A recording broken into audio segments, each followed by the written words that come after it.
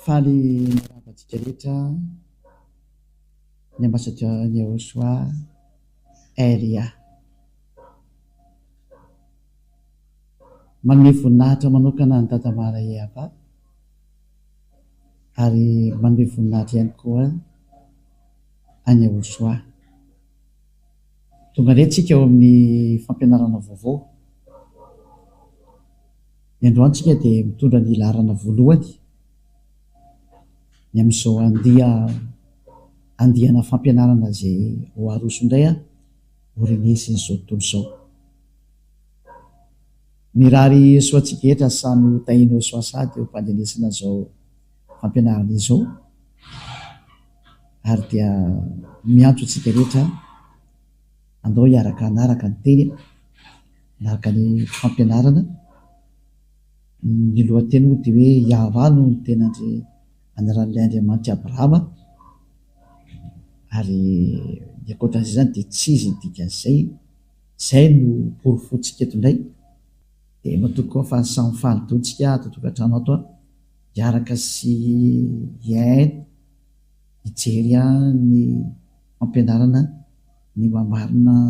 ny anarany hoe Dada Iavà, Iavà. Voalohany aloha zany Andriamanitra Abrahama zany, zany Andriamanitra Abrahama zany dia Hebreo, ary izy no niteraka any Ismaël sy Isaka, ary avy eo nefany Andriamanitra io na Elohe eo amin'ny Israelianina, izay ny dikany Andriamanitra zany Elohe amin'ny Israelianina, dia nanao fanambarana fa any amin'ny taranaka makany amin'ny Isaka no ahafantarana anazy, any izy no mandeha. Ka mbola tsy hiditra eo aloha tsika, fa aleontsika aloha hijery an'ilay hoe iza ilay anarany, dia izay tsika vao hijery hoe iza daholo no mahalala anazy taorianan'izay izy nahafantatra azy izay. Dia hitantsika fa ny farana tany amin'ny Moshe io fahalalana anazy io. Moshe na hoe Moïse ozy ny sasany, na hoe Moses ozy ny sasany, na hoe Mosa ozy ny silamo, dia hiaraka ho jerevantsika daholo ary ny teny nambaran'io Abrahama io sy Moshe mikasika amin'ny anarany. Mialoha izany aloha zany dia hijery datitsika hoe tany amin'ny taona firy no nisy zany Abrahama zany aloha, ary tany amin'ny taona firy no nisy zany Moshe zany aloha, satria nanonona anarana tokoa ry zareo mianaka ireo. Satria azo lazaina hoe zafikely lavitra be mihitsy zany Moshe zany, zany hoe mety taranaka any amin'ny fahadimy any ho any angambany io Moshe io. Raha ataontsika hoe maka taona hoe eo amin'ny 100 taona eo zany sala taona tamin'izany dia maty, dia any amin'ny taranaka fahadimy misy an'izany ary Moshe zany taorian'ny Abrahama. Ka hojerevantsika aloha zany, ndaontsika naraka kely tantara hoe tamin'ny taona firy nisian'izany i Abrahama sy Moshe zany, satria izy no niaraka tamin'io Andriamanitra io voalohany ary nanonona ny anaran'io Andriamanitra io mihitsy zareo. Dia aloha jerevantsika hoe tany amin'ny taona firy nisy azy, ary ao anatin'ny boky inona no misy amin'izareo. Dia hojerevantsika hoe ny boky misy azy aloha mazava azy fa boky ny Israelianina zay, ary io dia efa tany amin'ny taona moins 2000 tany ho any, raha ny exactitude dia eo amin'ny hoe eo moins 1800 eo angambany izy io. Andao no jerevantsika kely araka ny manampahaizana moa fa samy mahafantatra ny tantara araka ny sary misy hoe tamin'ny taona firy ny existe zany ataontsika Abrahama zany. Hoe jerevantsika kely somary jery kely tsika aloha hoe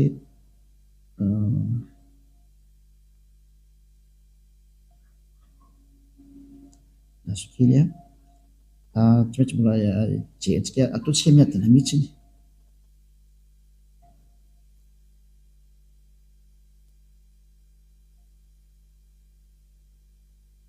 dia manaraka tsika tokony adana be mihitsiny ny fandehany tantara. Dia rehefa misokatra le soratra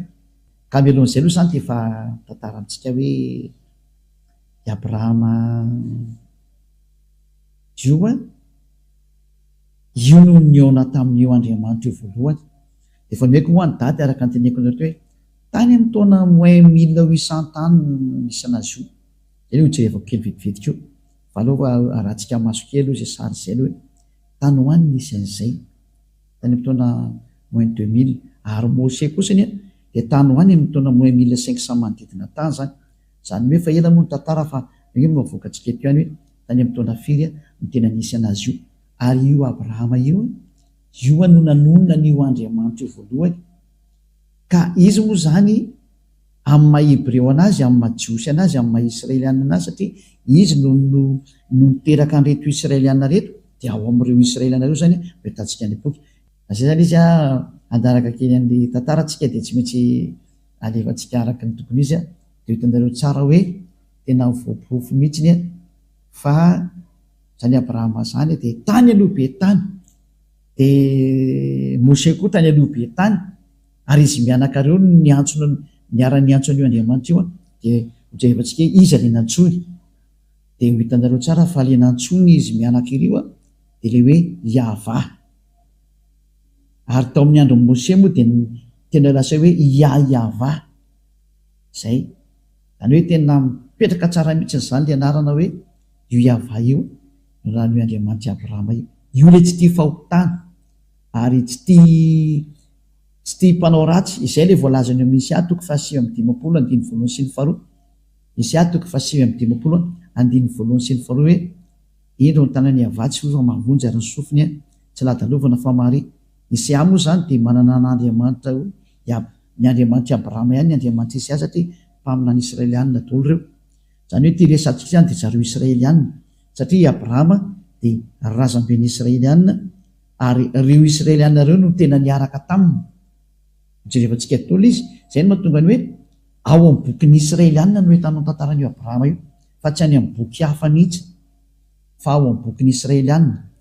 Samy maniry tia hita daholo sy tia hainy daholo tsika rehetra zao dia aloha jerevantsika hoe iza ny tena anaran'io Andriamanitra Abrahama io dia ho porofontsika mihitsy le izy hoe tena io Yahva io mihitsy ny ve. Izay no porofontsika aloha zany amin'ny androany. Dia tsy misy mahafantatra an'io Andriamanitra io fa tsy Abrahama dia Mose. I Mose moa zany natsoina hoe Moïse na hoe Moses ozy ny sasany na hoe Mosa ozy ny silamo. Dia izy ihany koa nanonona n'izay anarana izay hoe Yahva zay. Oloatrerevantsika daholo zany zay. Ka nidirantsika ho Mose dia tsy maintsy hijery ny taranak'i Abrahama tsika hoe nakaiza ny tenin'io Andriamanitra Abrahama io. Niala avy amin'ny Abrahama izy dia nakaiza dia hitanao fa niala avy amin'ny Abrahama izy dia nakao amin'ny Isaka araka ny teneniny. Ary ny mahafantatra an'izany tantara ny teneniny zany dia mbola zareo Israelianina ihany satria i Mose daholo no nanoratra n'io tantara rehetrarehetra nataon'i Abrahama io. Mose zafikeliny zany dia izy nanoratra anazy zany dia tonga teo amin'izay fahafantarana ny anarana izay hoe Yahva. Dia manome ny fanaporofona amin'izay moa zany tsika eto fa dia hojerevantsika kely eo amin'ny raha manana larosy ianao. Zany hoe larosy zany karazana encyclopédie anankiray izay misy miten'ireo mpikaroka eny na tsy mikaroka raha moa dia efa mahafantatra hoe zany Abrahama zany dia efa tany amin'ny taona ela be zany tena izy. Ka io Abrahama io zany voalaza ato zany misy ohatra hoe Abrahama zao ty ambony iraty dia ato misy ohatra hoe encyclopédie Abrahama zany misy ohatra io zany. Zany hoe momba ny Abrahama zany resantsika ity. Donc cet article fait partie du dossier consacré au judaïsme. Zany hoe zareo Jiosy zany tena manana an'ity tantara ity satria Andriamanitra Jiosy resana dia Abrahama Jiosy razamben'ireo Jiosy ireo izy io. Dia jerevantsika hoe tany amin'ny taona firy zany nisy zany Abrahama zany dia tena jerevantsika hoe tany amin'ny taona firy taloha izy io. Dia ny voalaza ato zany hoe patriarche des Hébreux dans l'année moins avant l'an 0 zany izy tia, 19e siècle avant l'an 0. Cela veut dire zany hoe tany amin'ny manodidina ny moins 1900 moins 1800 tany hoany zany ny année nisy an'zany Abrahama zany zay raha zambeny jiosy na ny israelianina tany amin'ny taona moins 1900 tany hoany. Misy moa manome précision mihitsy ny sasany am'ireo ohatra ny hitantsika amin'izany, ohatra ny sasany zao ato amin'ity zareo mpanoratra ity hoe tany amin'ny taona moins 1812 tany hoany. Raha ohatra ny hoe jerevantsika ty sary ity dans le calendrier hébraïque, la tradition juive s'appuie sur le Midrash Seder Olam Rabbah qui fixe la naissance du patriarche en l'année 1948 après la création, soit 1802 avant l'ère chrétienne. Zany hoe talohan'ny l'an 0 zany dia tany amin'ny taona moins 1812 talohan'ny l'an 0. Zany sary anankiray hitantsika ohatra mba lamina kely le sary keto Valérie fa hotana be mihitsy le sary ato, tena olana be mihitsy le zany. Zay sary jerevako reto moa zany resako zany fa tsy ny sary amin'ny tokantranonareo any, dia mba mijery sary koa za eto. Dia eo zany ny filazana zany tao anatin'ilay encyclopédie Larousse teo dia samy laza fa tany amin'ny taona moins 1900 tany hoany daholo zany na nisinzany Abrahama zany tany zany. Zany hoe tsy misy talohany. Dia inona zany ny fiantsoana io Andriamanitra, io Abrahama io ny Andriamanitra ny anarany ao amin'ny boky ny Jiosy, satria ny Jiosy no manana an'io boky io. Zay le hoe Sefer Torah des Juifs. Ka ny Sefer Torah zany dia ny boky ny soratany dadabe Moshe, ary ao anatin'izay boky zay no misy ny tantaran'ny Abrahama, satria izy no tany amin'ny taona moins 2000 tany hoany zany moins 2000 moins 1900 eo zany. Dia aleo zany ny tantarana zany no jerevantsika any amin'ny boky ny Sefer Torah ny Jiosy, satria izy ny tranainy indrindra ary tsy misy manana boky afa-tsy zareo Jiosy zany, boky tranainy. Zay ny hoe Sefer Torah. Ny boky rehetra zao taty oriana daholo, raha ratsika zao ny boky ny Silamo dia tatika hatramin'ny taona plus 600 taty vao nisy ny boky ny Silamo. Zany hoe taty oriana elabe zany, mbola taty oriana nateran'ilay mpaminany farany israelianina, satria ny mpaminany farany israelianina dia ny prophète Yahoshua no anarany. Le dernier prophète des Israéliens s'appelle Yahoshua. Any hoe ny mpaminany farany israelianina dia Yahoshua. Ary io ilay hoe tany amin'ny l'an 0 moa nametrahan'ny olona anazy. Io lay novain'ny olona hoe Jesosy Kristy na hoe Jésus Christ, zay c'est un faux Dieu. Ce n'est pas un Dieu grec, ce n'est pas un Dieu des Israéliens. Tsy Andriamanitra ny Israeliana io fa Andriamanitra ny Grika miforoporonin'ny olona, fa tsy Andriamanitra ny Israely zany io. Zay le izay. Ka taorinan'ny l'an 0 zany vao ny Islamo no nanoratra ny bokiny,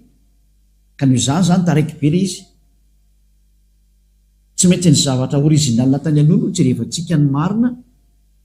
zay tany amin'ny taona moins 2000 hitantsika tao anatin'ny rehetra zay nahokaronao io dia amita foana hoe manodidina tany amin'ny taona moins 2000 moins 1900 teo foana na moins 1800 farafa zay manome daty aloha. Fa ny tenenina zany dia hoe izy no tena tranainy indrindra. Aza atao tsara mikaroka an'izany ndraiky ariko azy ianao, fa eto moa zany dia efa misy manome hoe tany amin'ny taona moins 1812 tany hoany le tena hoe mba le tena nikaroka zany. Ka azo atao ny karoka an'io fa tsika tsy dia karoka ny dietrety fa hoe io ny tranainy indrindra ny mahalala an'Andriamanitra zany. Atsisy afaka amaly an'izany tsika. Ary ny manana ny boky tranainy indrindra mitantaran'izany dia mbola dadabe Moshe koa, na i Moïse na Mosa. I Abrahama moa zany io ny azo lazaina hoe dadabe mifandimby. Dia nisy andry Moshe taty aoriana, Moshe moa na hoe Moïse na hoe Moses ozy ny anglisy, misy koa ny hoe Mosa ozy ny Silamo. Dia izy indray dia tany amin'ny taona moins 1500 tany hoany Mose zany reka tsika jeren'izay date de naissance Mose zay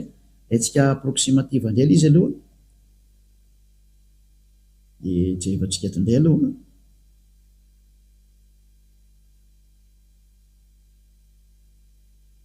izy moa ny atao anatin'ny baiboly ato ny anarany de tsy maintsy ataontsika zay fa le anarany hoe Mose anarana Jiosy zay eto ndray tsika zao mahita hoe voanoka mihitsy tsy zao mihitsy ny teny ato hoe par conséquent Moïse qui selon la Torah io le voanesantsika teo Torah io a vécu 120 ans serait né en 1560 avant l'ère commune zay il serait mort en 1445 zany hoe ny fikaroan'ny pikariko an'leny ina moa le pikariko an'le ina moa zany le pikariko an'le date iny de nametraka hoe Moïse de tany amin'ny taona moins 1500 tany hoany no nampisy a Moïse zany hitatsika io izy io zany hoe mbola tsisy talohany koa izy antsika rehetrarehetra reto hoe na ny bokin'ny Silamo koa na mbola tateorinana be mbola voavokako real izy zany hoe raha tsika mamaky dao de hitatsika mihitsy ny hoe marina ny teneniko tanareo fa tsy mamorona aminareo mihitsy ny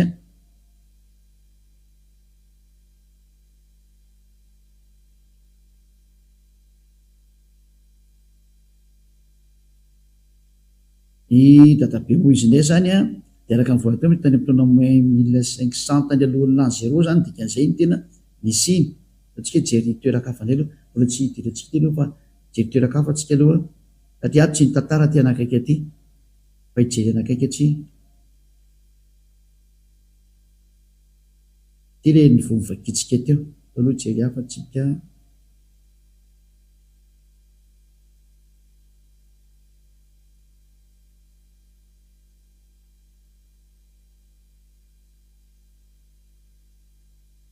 mbola tsy mahitatsika aloha fa nareo izy kiariko kely ihany le hoe manome porofo anareo zany hoe tany amin'izany daty manodidina zany mihitsy ny daty naterahan'ny Mose zany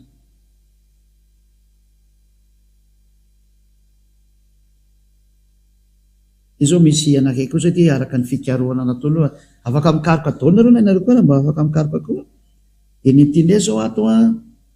na ny dididina tany amin'ny araka ny fijerevana moa zany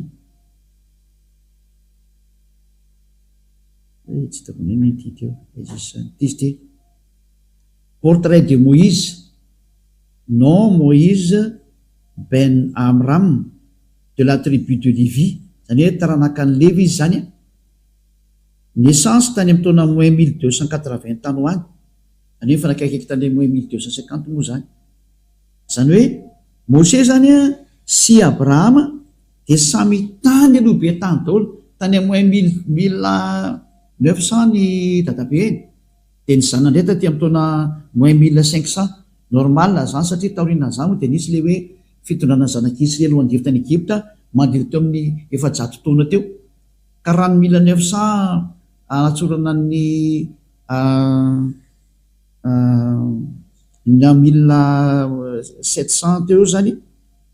na 1800 anatsorana ny 500 de manome ny 1200 eo zany raha tany 1800 na 1700 manodidina any anatsorana 500 elanelana le 700 na 500 taona manodidina akoatrany ererana fotoana ohatrany hoe ny date de naissance tena réel mety misy erreur kely misy marge de erreur kely fa le tranainy tena resantsika hoe lay tena hoe efa tranainy be de mazava fa reo ny ela indrindra ka tsisy manana daty marina anarana marina afa-tsy reo efa tranainy reo ary eo anatin'ny Torah ny Jiosy mihitsy no misy an'izay zavatra zay ary ny bokyny Jiosy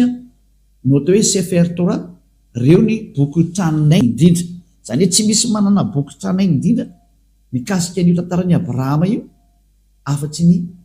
bokyny soratan'ny Abrahama sy ny bokyny soratan'ny Mose zava ny jareo moa zany lovantsofina de fa Mose ny tena nanoratra ny rehetra am'izay de hitantsika am'izay fa reo ny tranainy indrindra raha ijeandrentsika ny bokyny Silamo zany na musulmane de hitantsika fa taty amin'ny taona plus 600 voanisy zay boky zay zany hoe efa tateoriny ela be zany no zany zany tsika zany tsy maintsy mijery ny famarinana tsika satria famonjena ny famonjena de hoe mamonjy olona atsika, aiza ny fomba hamonjena olona dia miteny marina ny dikan'izay. Tsika jery za tsy mamorona mihitsy nefa boky foana no resatsika hoe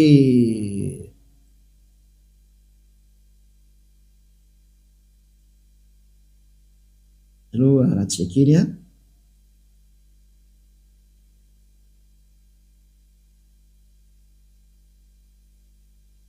Eto zany amokany hoe tamin'ny taona findray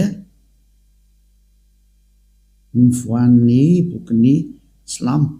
dia nijerevantsika eto zany dia trany dia avoakantsika ery zany ny filazana indray aty tsisy afaka hiteny hoe tsy marina kosa ny teny satria ny boky ary dia milaza an'izany ny sary rehetra koa ny teny an'izay. Il est composé des révélations faites par Dieu au prophète Mahomet par l'intermédiaire de l'archange Gabriel entre plus 612 et 632. Il est l'acte constitutif de l'islam et sa référence absolue. Voilà. Zany eto zany tsika dia mahita mihitsy ny hoe ny bokyny Silamo kosa zany izay noentin'ny prophète Mahomet ozy ny ao amin'ny fivavahana Silamo dia manodidina tany amin'ny entre 612 et 632 tany ho any. Zany ny taona nanamboarana anazy zany zay. Satria za teny hoe année de création du Coran zany nataoko titreria dia afaka manoratra an'izay daholo nareo dia io ny dady avoaka an'izany zay. Dia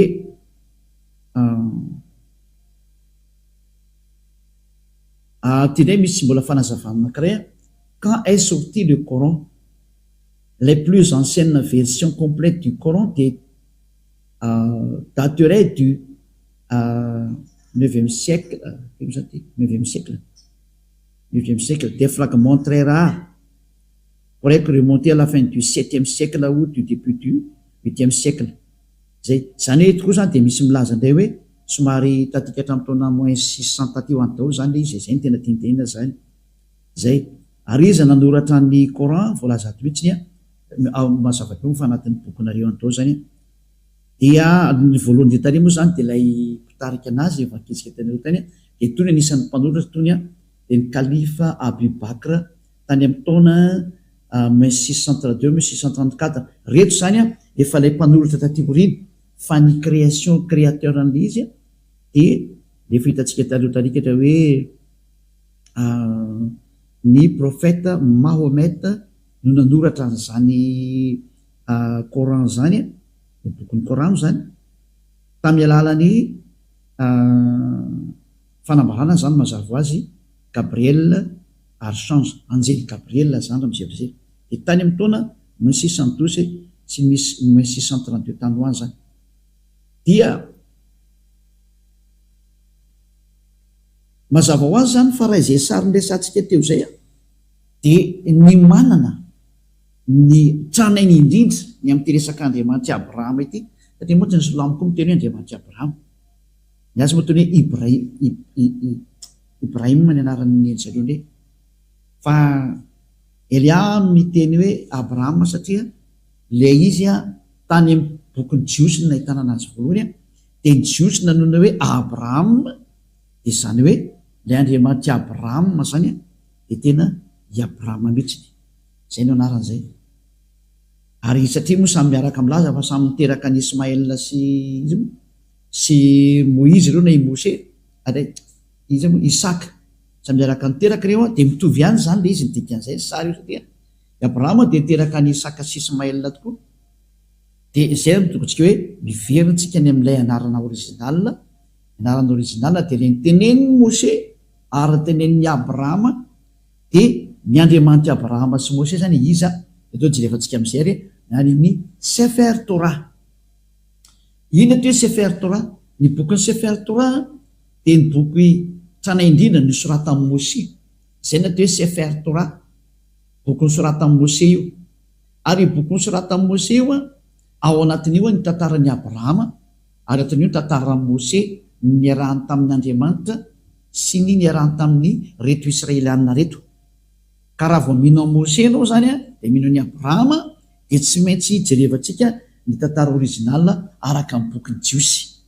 ny Sefer Torah satria io ny écriture tany amin'ny taona moins 1200 moins 1300 tany hoany ohatra zay koa ny Abrahama tany amin'ny taona moins 1800 1700 manodididid tany daholo arakaraka ny daty moa tsy dia tsika tsy miady hevitra hoe firy ny exactitude ny daty fa ny jerevantsika iza ny trandray indrindra fa aka mahatra ny zay dia mety efa tsy haintsony tena original hoe tamin'ny taona firy mariny ity fa ny jerevantsika dia hoe iza ny tena le livre le plus ancien ary iza ny tena trandray indrindra fa any no hitantsika ny fahamarinana dia mazava zany fa arak'izay nomeko antsika teo dia misy référé amintsika zany amin'ny bokyny jiosy ny Sefer Torah ny jiosy atsika re jerikely ny eto hoe Sefer Torah raha misy ato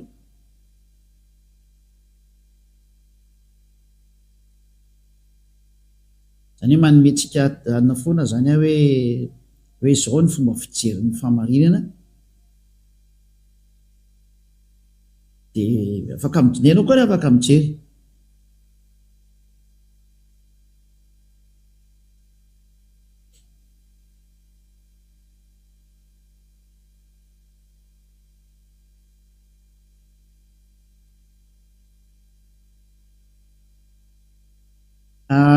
ty ny Wikipédia ny Sefer Torah ty efa tsika ampidirina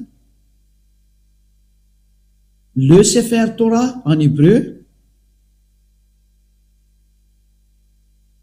livre de Torah ou plus exactement rouleau de Torah en pluriel Sifrei Torah est une copie manuscrite de la Torah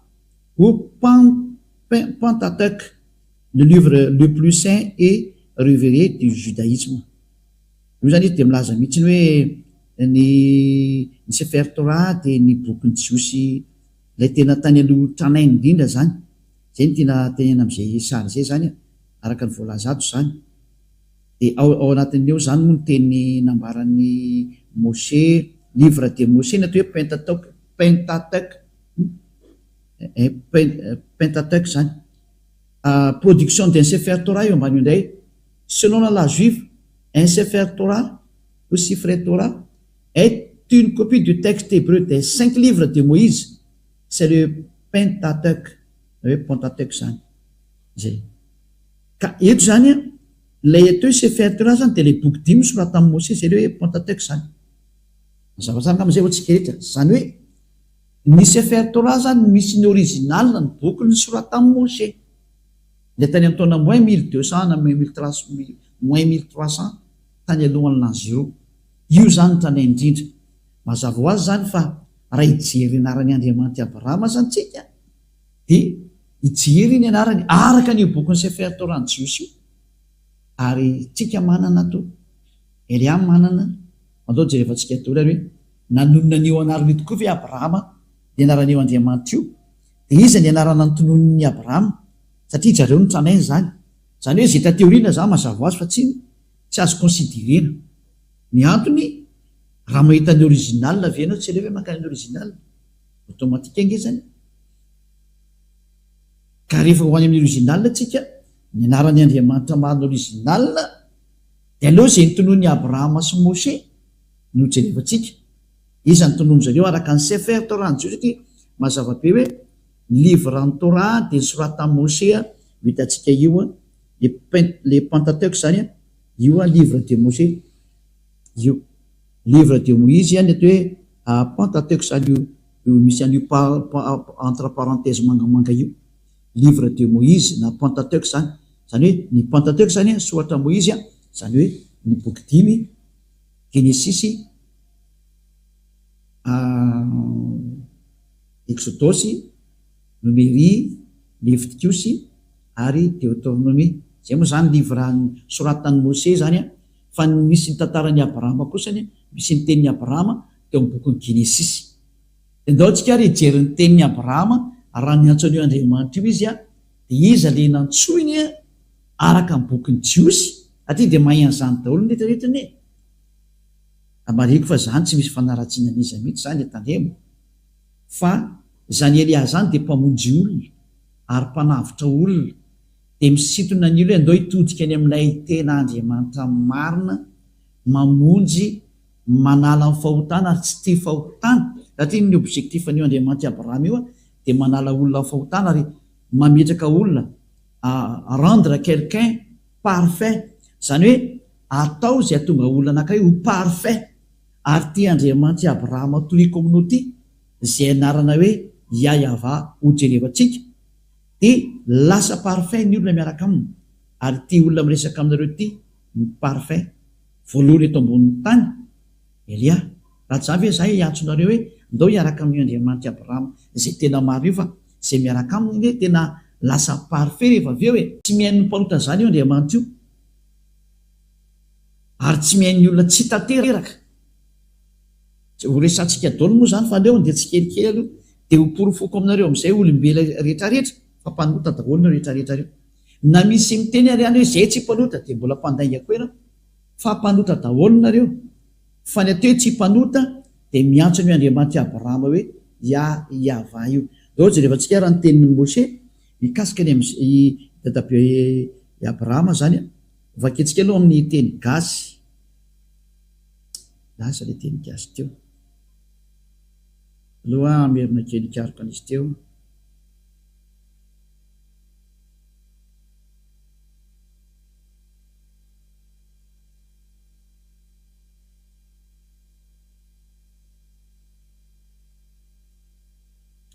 Somary jelikely tsika.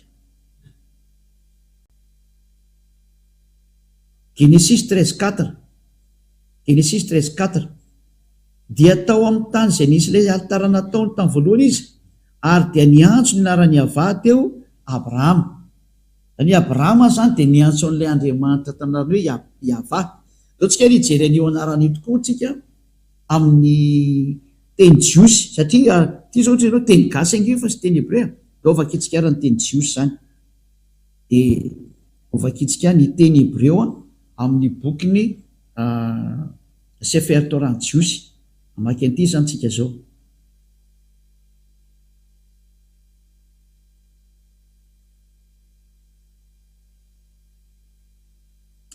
Vakitsika le Genesis teo Genesis 13:4 angamba izy teo 13:4. Ty zao anakaiky fotsiny dia efa ampy antsika zany ty zao. Eto sika le hitan'ilay anarana hoe Yahva. Voilà. Eto zany ny teny hebreo le rangitra koa dia hito le Yahva zao hito. Izy aleo alaiko sary dia hitanareo. Alaiko sary le izy. Opiako sary kely dia fotoa dia transferiko aminareo amin'ny eto ihany fa tsy mandeha lavitra koa fa eto ihany. Hitanareo amin'izay le izy. Izy zao ilay inona moa? Ilay Yahva zao ty. Io ilay matotsika menamena io. Ty zao le Yahva ty, io zao ilay anaran'ny Andriamanitra ny Abrahama io Yod Vava He. Io zany le anarana io. Zao totsika maitsomaitso eto ambany eto. Ohatrany tsy dia tsara. Da matsatsotra le tsoratra fa tsy maninona. Io zany ilay anaran'ny Andriamanitra Abrahama dia hito ny famakinana azy eto zao. Aloha alefantsika amin'izay ty ampidirina. Eo tafiditra dia vakitsika amin'izay dia ny fiantsonany ty anaran'ny hebreo ty Yod ty voalohany ty He ty faharoa ty dia Vava ty manarakaraka ty dia He. Dia ny fiantsonan'io Yahva. Zay ny fiantsonan'izy io. Zay ny anaran'izy io zany rehefa vakina. Hoe somary azavaiko amintsika kely amin'ny teny anankiray. Eo tsika aloha hijery tsara angamba leo tsika mitsandeha mijery ny tenin'ny dadabe Mose, satria i Mose no efa namaky an'io anaran'io voalohany dia aleo alaitsika avy hatrany ny fomba namakiny anazy zany. Tandeha hazakazaka makany amin'ny Mose satria i Abrahama ny antso an'io anarana io Yahva io dia dao jerevantsika koa neny Mose zany. Iverenantsika le ato io. Io le Yahva teneniko anareo zany ty. Saingy ato moa zany le traduction le anarana misy miady hevitra be amin'ity anarana ty hoe ina marina tena famaky an'ity satria lay avaeto zany aveko alaina sary kely nde mandeha de hojerevantsika fomba famaky anazy de izay mamaky an'le nanomboka anazy nefa ny afaka mifahotana zay ny zavatra misy zay de ity avatya ty ody hevy tya ito famakina anazy ito zao io famakina anazy de ny famakinan'io ho ampianariko atsika eo rehefa aveo iod ia de ahasa de vea de ahasa dosony ahoana ny fomba anaovanao zany ka itinga io vakikio fahazavaiko anareo fanoratana anazy zany hoe ny jiosy mantsy mamaky teny avy any amin'ny droite makany amin'ny gauche de ny famakinan'io iava zay ho ampianariko anareo mihitsy avy eo aloha jerevantsika fotsiny ho le sara zany hoe ty zany rehefa tena vakina am'izay fomba famakitsika normal de hoe ya va dosany hoe nitako ato kosany ohatrany hoe w de ato amin'ty aneran'ty tsy misy atso an'io teneniko aiza ny ato ary ahoany ty fantena mipetraka dolo anakireo ahoany reo teny reo satria raha amin'io teny ava io de tsy hita io zavatra io de osiko mantsana hoe andao ho jerevantsika dolo ny dikany ary aloha ampidiritsika nde mandeha zany iny de tafiditsany iny aloha de ndao atsika rijery dikany reny ndao tsika reo iverina makany amin'ny mose indray de izay tsika vo iverina etotsika makato amin'ty teny dadabe abrahama ty ho any mose tsika aloha de rehefa hitatsika ny tenin'ny mose de voavakytsika am'izay io ahoana famakina n'lay narana iava teo zany dao vakitsika indray ny bokyny mose zany zany misy anazy ndray ary ikatra ny bokyny exodos nidikan'le genesis aloha amin'ny teny hebreo dia bereshit ny anarany genesis amin'ny teny hebreo de ndao tsika ary jery am'izay le genesis misy teo bokyny mose ao amin'ny exode bokyny exode moa de shemot amin'ny teny hebreo io izy io shemot amin'ny teny hebreo de ty shemot ty zany amin'ny teny hebreo exodus amin'ny teny hafa firenena amin'ny anglais exode amin'ny teny frantsay de vaketsika indray ny exodos 15 teo fa ato i mose no nanona ny anarany andriamanitra zany exodos 15 2 de hitatsika le forme le iode sie teo fa sady mampianatra anareo zany eto ny fomba famakina le teny hebreo no mamantatra hoe iza marina ny tena anaran'lay andriamanitra abrahama ny fiatsonina n'lay anarana de alefako am'izay alefako en général aloha de idirako tsikelikely am'izay de aza mataotra fa hainao am'izay mamaky an'io rehefa avy eo tily izy le zany le teny azy vizimrat ya ty moa zany ny transliteration am'lizy azy vizimrat ya ka ity ya ty zany no jerevantsika hoe iza ny tondrony ty ya ty fa ty ya ty zany ny anarany andriamanitra abrahama satria io nomeny voninahitra zany ty ny antsony ty ya tya ty le nantsony abrahama zany ty tandemeko atsika eto le netsony zany ty le nantsony de inona famaky an'ty ty le forme hitatsika teo zao tsika trasy kely izy fa ty tsika manomboka mamaky teny de mahazavabe aminareo am'izay izy rehefa avy eo ty le anaran'le andriamanitra abrahama zany io iode sie de inona famakiny an'io de ny famakiny an'io reo tsika aloha lefa tsika any inona famaky an'io reo lefa tsika any satria averitsika ho tazomin'io rehefa avy eo de averitsika indray mandeha inona famaky an'ty de mamaly an'izay indray ny famaky an'ty teny ty de itikatra ty ny famaky anazy ty ya ty io dongeky le alaiko sary indray aloha hoe de averiko aminareo alefako tsikelikely de am'izay nareo maharaka tsara ity ny famaky anazy ny famaky an'io de ity io ary tsy hovaina zany dikan'izay raha vao mahita le forme iode sesantsika de ya ny famaky anazy ya zay de alefatsika any iny zany de ho ampianariko anareo zao ny dikan'iny ataoko amin'ny tablona akaiky satria efa ampianariko any nareo de mampianatra andreo za nahitantsika nyity forme ity de zay voamaky an'le teny anglais rehefa aveo satria mamaky an'le teny anglais tsika rehefa aveo hoe tia ny anarany ty zany misy iode ehe de vava ehe osany hoe ahoana ny afantarako an'io anarana io ka amaky an'izay tsika aveo tena anarany izy io de nahita nefa antsika ity forme ity forme ty hitatsika teo ty forme ty hitatsika ty forme ty fa ity forme ty de vakina hoe ya zay hitatsika teo zao vakina hoe ya ty forme ty zany ya le vao nyvakitsika teo zay satria tsika nahita ty forme ty hoe iode ehe de nyvakina hoe ya io noho izany zany ny famakina an'ity voalohany ty zany dika an'izay eo avakitsika ty voalohany ty hoe iode si ty de ty zany vakina hoe ya zao ao de alaitsika sarina iny aloha tandemeko ny de aveo vao mamaky an'le anarana am'izay ty zao aloha ngamba zany de vakitsika ya is my strength amin'ny teny anglisy io zany hoe ya est ma force and song ary hirahirako zany and he is become my salvation ary izy de lasa famonjena he is my el zany izy no Andriamanitro and I will prepare him an habitation de aranamboatra fitoerana ho anazy zany hoe ity ya ty zany no Andriamanitra ny jiosy ya no anarana ito moa sao de tena mazava be mihitsy izy eto hoe ya io ambony io ya na hoe iode he ya de io ny Andriamanitra ty ambany ty dika ny el de Andriamanitra zany izy my el zany hoe amy jiosy zany ny Andriamanitra ny jiosy de antsony amy anarany hoe ya lay iode sy he mazava be zay tsisy dina hevitra tso fa de efa mazava ny teny dadabe Mose hoe ya ny fiantsonan'io de ina ndray ny fiantsonan'lay anakiroa farany teo zany ao tsika hiverina ndray ary any aloha verina ndray tsika am'lay ato ihany ka ena am'le anakiroa farany ndray tsika zany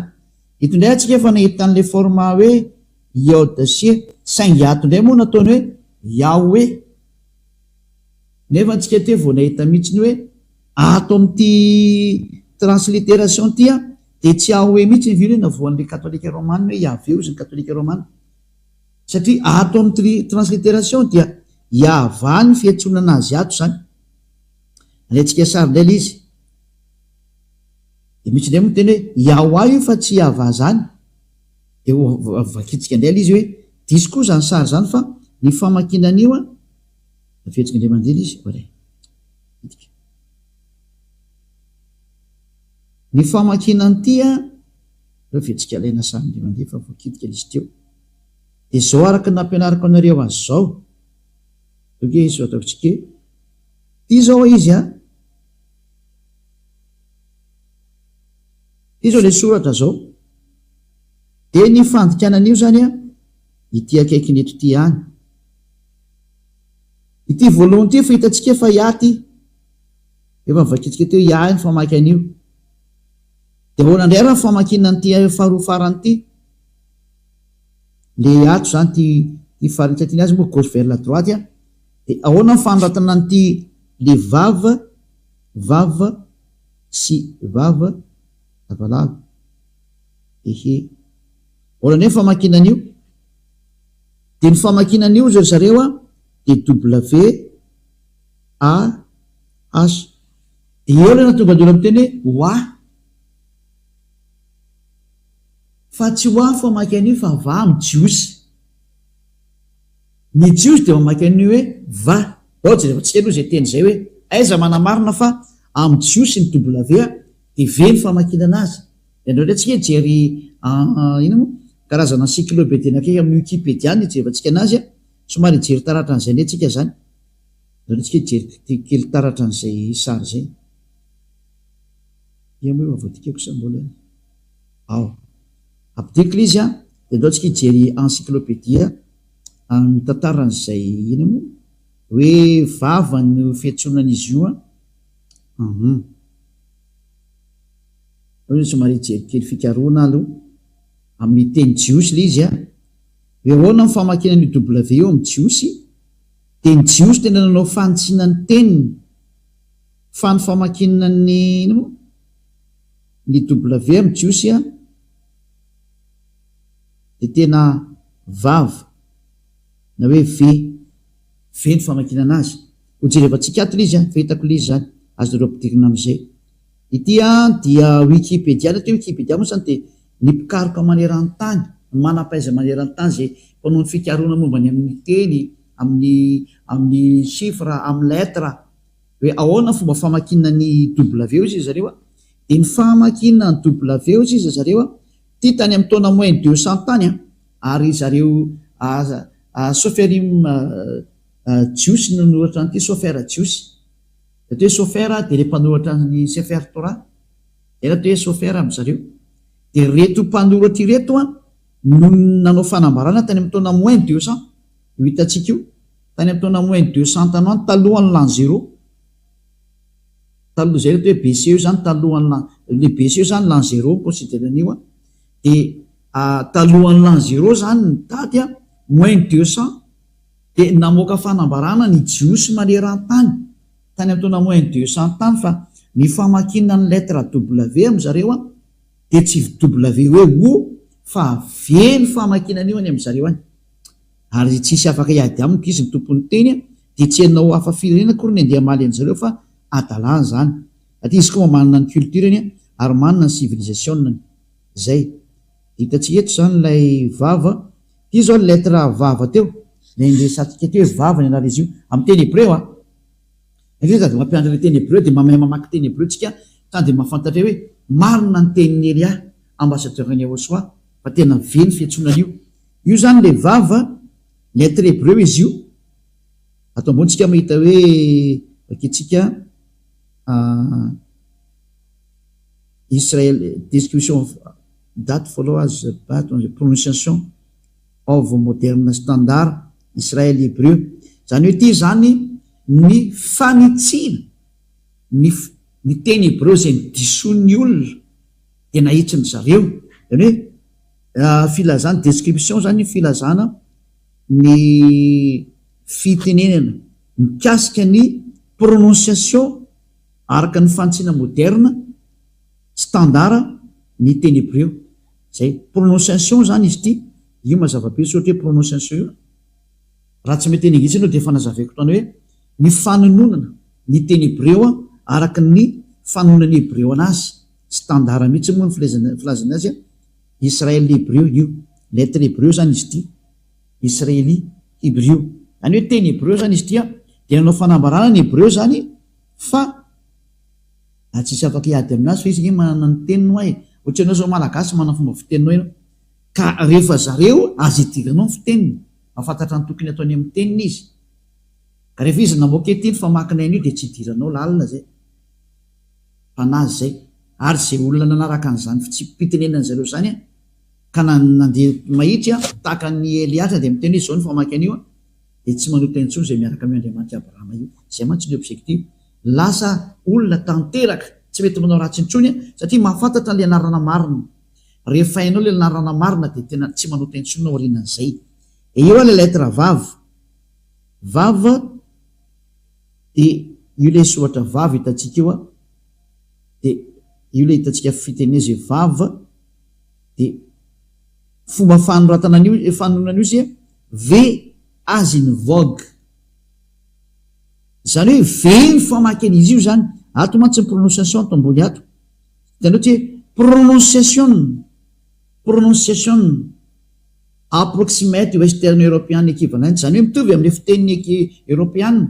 ka ny européenne rehefa mety hoe vogue dia vogue ny fiantsony anazy c'est un lettre V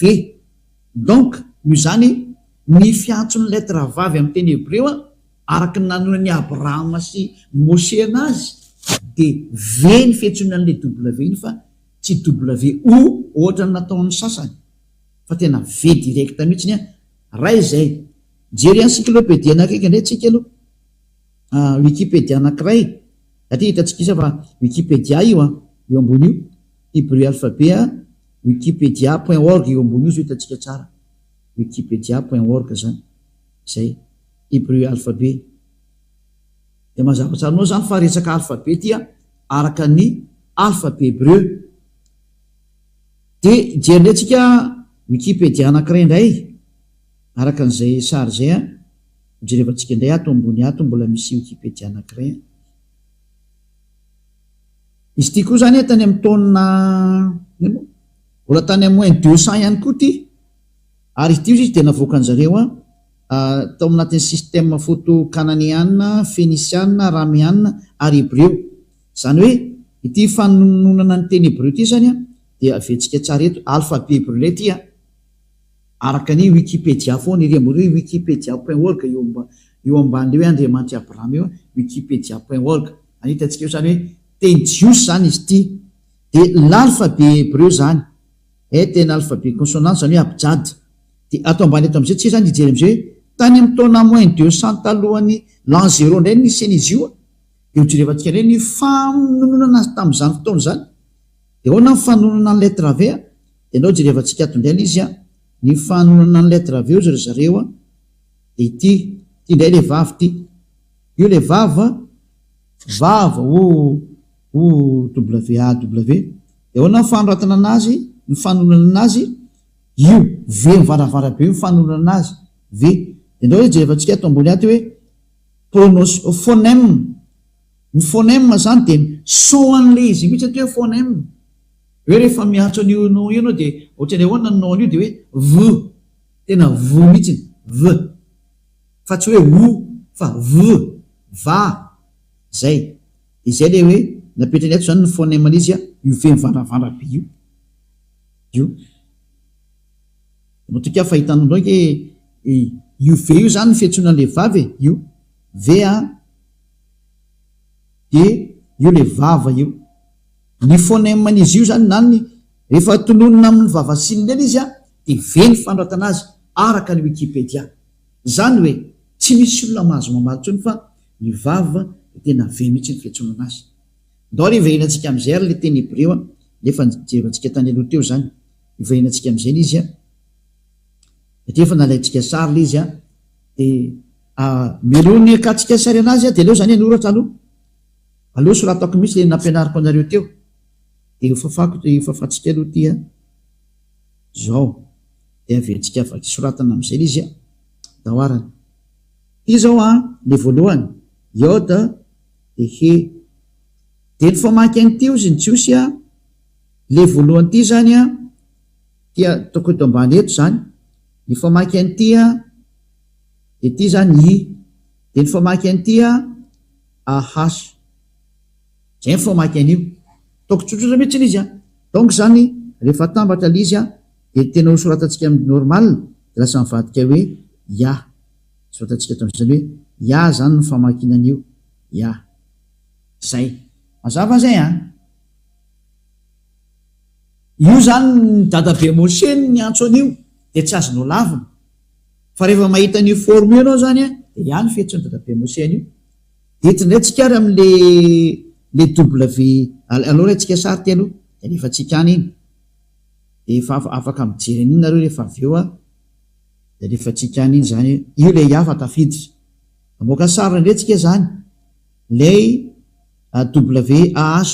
fa avetsika soratana foana aloha izy efa teo mba ho famarinana amin'ny fampianarana anareo. Petraka tsy lay Yod de He de vava de He. Ahoana ny fanonona an'ity de tsika teo nahita tsara fa ny nanonona ny zareo hébreu an'io de nataony hoe WAH zay ny voasoratra atao anatin'ny transliteration. De ny hébreu nametraka mihitsy ny fanonona an'ity V ty voahitatsika teo mihitsy ataontsika maintsomaintso tsara mihitsy ity ozy izy ny famakina an'ity dia V. No zany zany rehefa mamaky an'ity zany tsika de lasa hoe V de A de H. Zany hoe ny famaky an'ity zany dia va. Ataontsika normal am'izay satria tsika mamaky de gauche vers la droite normal de va zany dikan'izay va. Atambatsika am'izay arany satria ny famaky an'ity ozy ny hébreu va de apitsika an'ity am'izay apitsika an'ity am'izay eo anoloanany a ity nefa ny famakinana an'ity a ozy zareo hebreo de atao hoe ya grek ah ya de rehefa tambatsika zany ny ya de ny va de io ny mamoaka hoe izy am'izay no avoakany ataotsika mavomavo ya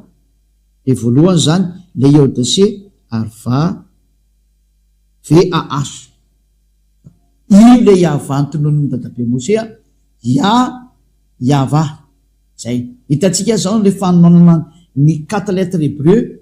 le 4 lettres hébreu zany hoe anarany hébreu zay miteziny anarany Andriamanitra ny Jiosy Abrahama io Andriamanitra Abrahama satria Abrahama nanonana io anarany hoe yava io de ny fanonana an'le lettre hoe yod he vava he ozy ny hébreu de yava ny fanonana io de tsy misy hafa firenena mahazo manovany zany satria zareo tompony no miteny azay dadabe Abrahama ny antso an'io Mose ny antso an'io de ny anaran'le Andriamanitra manala ny fahotanany Jiosy mahatonga le olona tanteraka ary tsy manota intsony yava no anarany ianao zany rehefa teo afaka amin'ny fahotana tsy anota intsony ary tsy teo vereny amin'ny fahaverizana mandrakizay de manatona n'io Andriamanitra Abrahama yava io satria sady nantsony Mose nantsony Abrahama am'izay io nantsony izy mianaka ndao tsika hiverina amin'ilay raitsika sarindray tya raha misy maniry ny fampianarana moa de efa raitsika antsoratra iny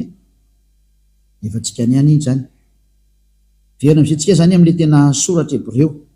ndao ary Exodus chapitre 15 verset 3 Exodus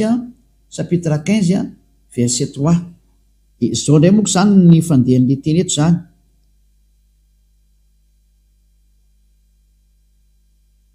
ny famakina ty teny hébreu ty zany io zao le teny hébreu ty zao le terme hoe yava de jerevantsika inona mivakin'io teny io yava ish milshama yava shmo de jerevantsika ny dikan'io ato ty moa zany le fandikana teny diso nataon'ny katolika romana nataony hoe Yahweh ny anarany raha tsy existe zay terme zay zay natonga ny hoe efa nesorony zareo anatin'ny baiboly zany terme Yahweh zany satria tsy existe ao zany de zao ny teny ato hoe yava izy manana voa adiako amin'ny teny France malagasy de hoe yava dia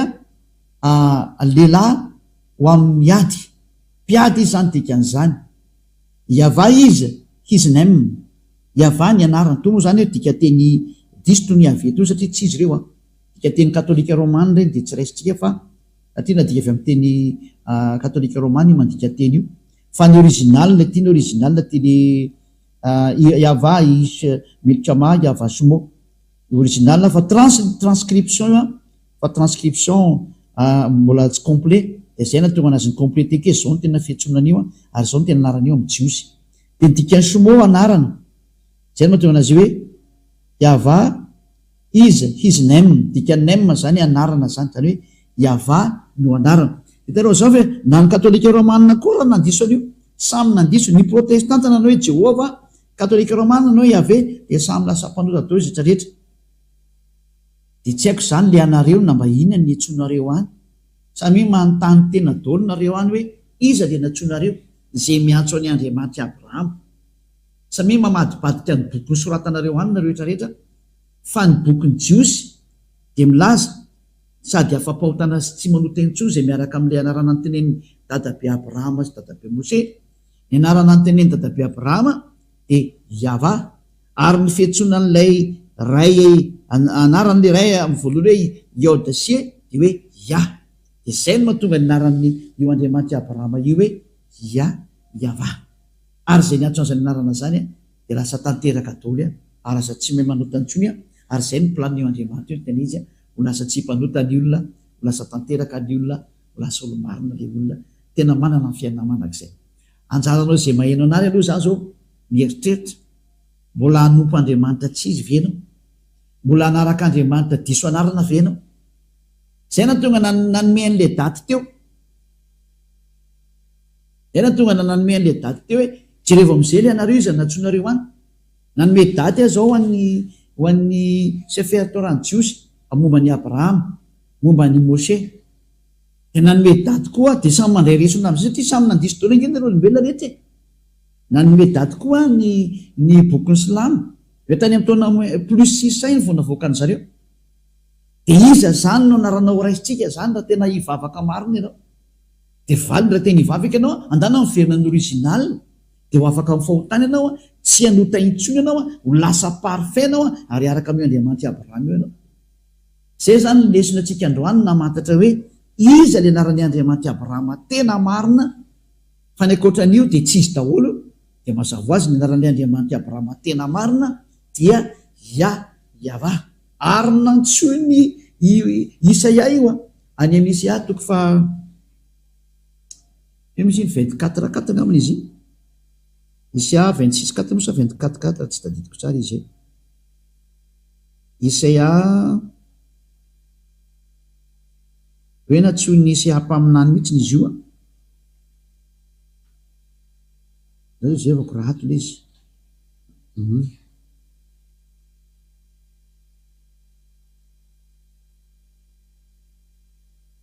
Isaia 26:4 le izy fa tsy 24:4. Isaia 26:4 mijerevantsika kely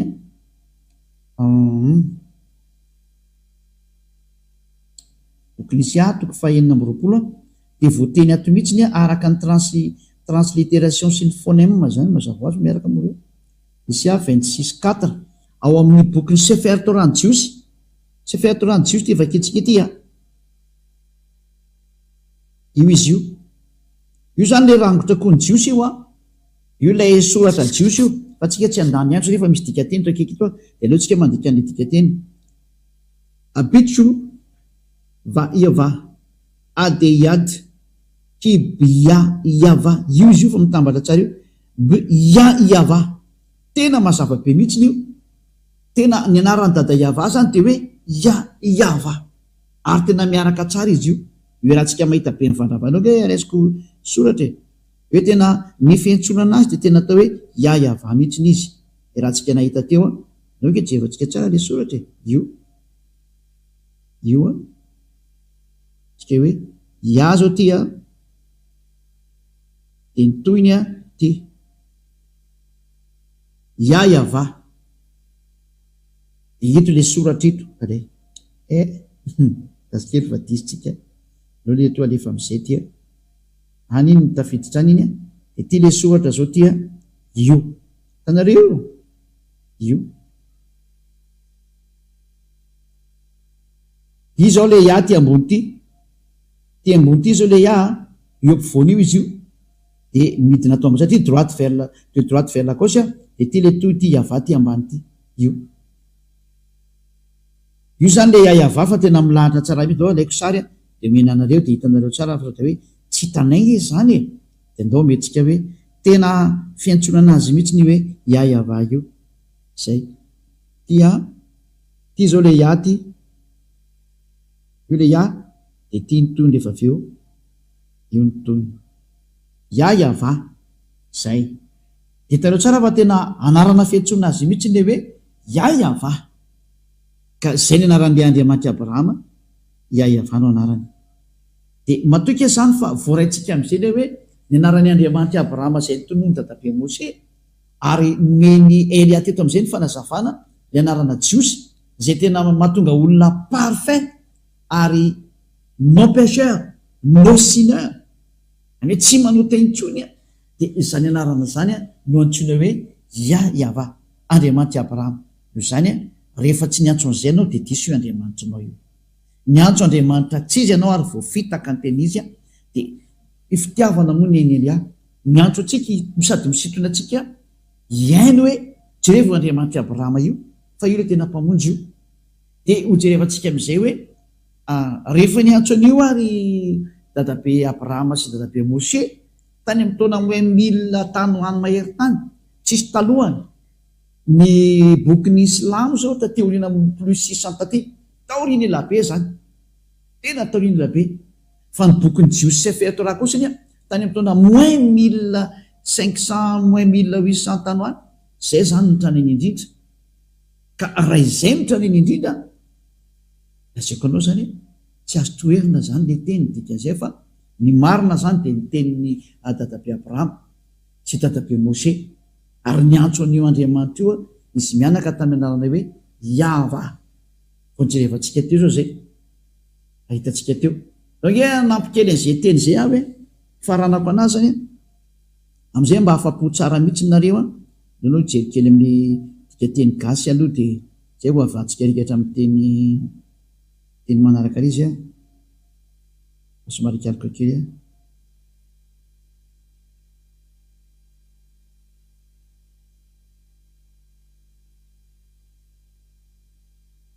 atao amin'ny aiza moa zany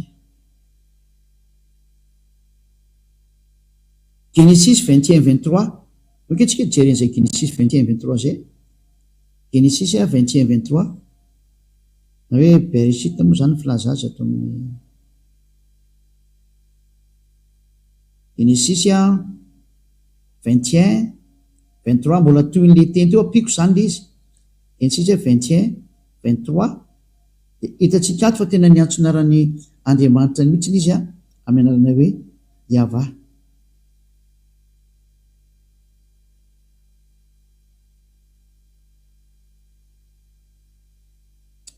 Izany izy teo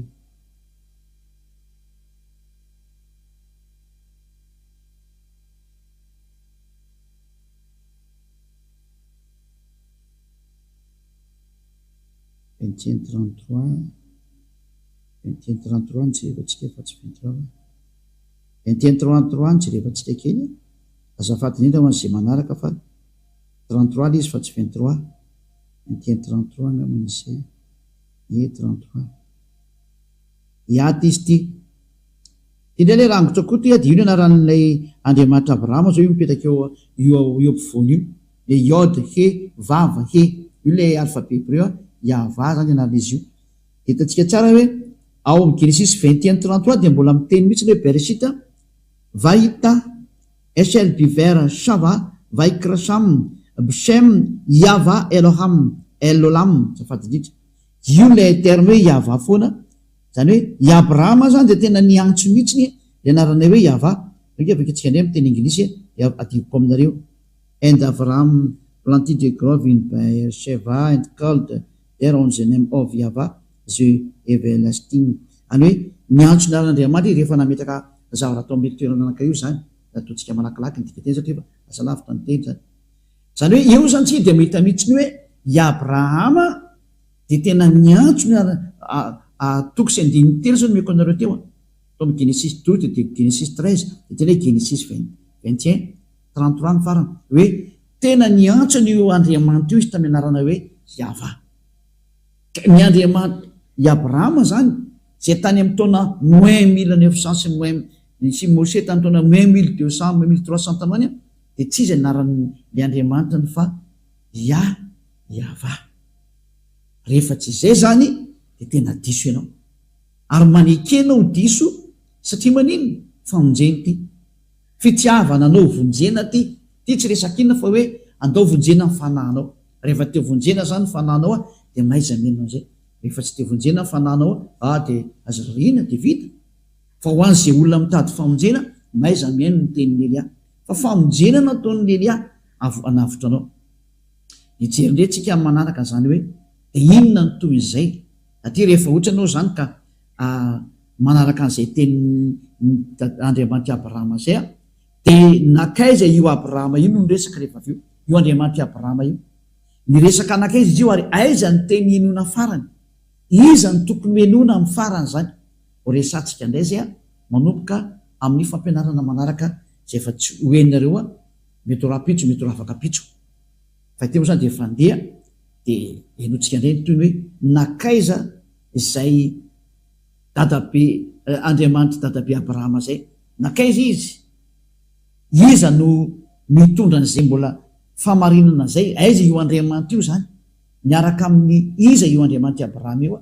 de atsika moa fa niaraka tamin'ny Moshe de ahoana zany ny toyny raha mizao vanantsika zao aiza no ahitana io Andriamanitra Abrahama io de valiny miaraka amin'ny Elia izy am'izao de zay zao toriko aminareo zao fa mandrapatonga ty amiko aty hojerevantsika mihitsy ny famarinana ho alefantsika tsikekely fa tandroatsika zao mahita tsara mihitsy hoe Abrahama de manana le Andriamanitra antsona ny anarany hoe Yahva ary zay koa Moshe Yahava, atao Mose moa nafatany hoe Yahava. Fa atao amin'ny Abrahama mbola Yahava ny etsony anazy, fa atao Mose vao nataony hoe Yahava, ary ny mpaminany ny antso hoe Yahava. Zay vao tena mazava tsara zany sary. Ka mirary soatsika rehetra samotainao soary samby arafady daholo hoe fantatsika rehetra maneran-tany, aty famonjena maneran-tany zao rehefa ny Elia zao, mamonjy ny rehetrarehetra na Israely any ianao na Araba ianao na Anglisy ianao na Vietnamiana ianao na Sinoa ianao na Amerikana ianao na Afrikana ianao, ho an'ny rehetra ny famonjena. Elia tonga hamonjy, Elia tonga navitra, Elia tonga hitondra ny famonjena ho an'izay maniry ny hovonjena, ary tsy anaiky tsony ho vonony devoly fa mba ho avitra amin'izay aza matahotra tonga ny famonjena antsika. Tsy misy tokony atahorana tsony fa velona zany Andriamanitra mahery Yahava zany, ary zany ny maniraka ny Elia ankehitriny, misolo tena azy mivantana Elia ankehitriny, lava ianatona ny dada Yahava ho famonjena ho anao. Zay ny tenin'ny Elia ary voninahitra ho an'ny dada Yahava,